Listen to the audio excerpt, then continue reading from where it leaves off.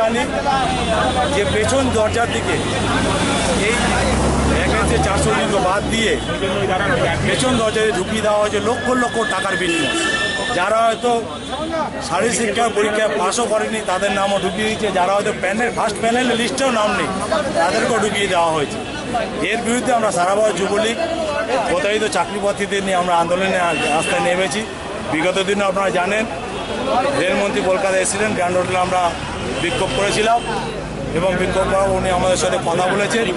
আমরা সমস্ত বিষয়টা ওনাকে তুলে ধরেছিলাম এবং তার সমস্ত ফাইল ওনার হাতে তুলে দিয়েছিলাম। উনি বলেছিল যে আমার মনে হচ্ছে এটা সম্পূর্ণ দুর্নীতি হচ্ছে।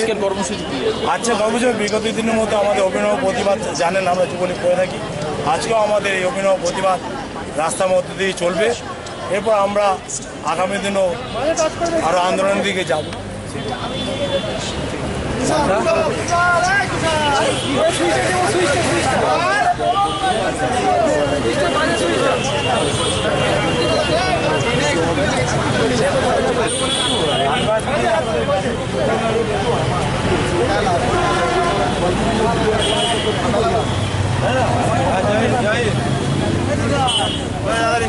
कॉलेज में आ जाओ जल्दी, टाइम कितना है?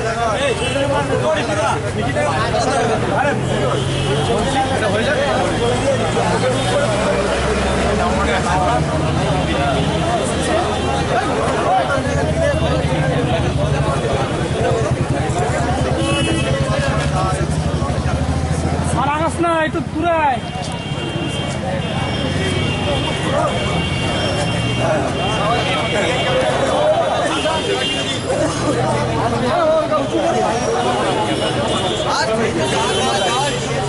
সামনে তাকায়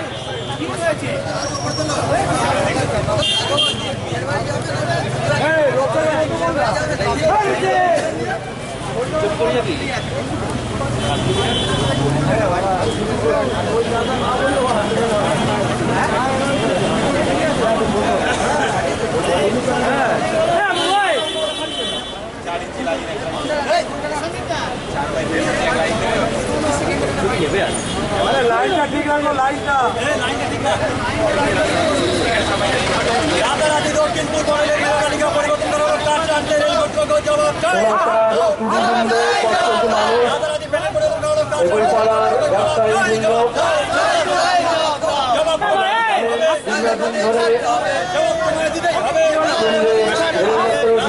আন্দোলন চলছে। নিয়োগ প্রক্রিয়া ব্যাপক দুর্নীতি ধরা পড়েছে। তার বিরুদ্ধে শুধুমাত্র যারা চাকরি তারাই নয়, সমাজের বিভিন্ন অংশের মানুষ, গণসংগঠন তারা প্রতিবাদে সোচ্চার হয়েছেন।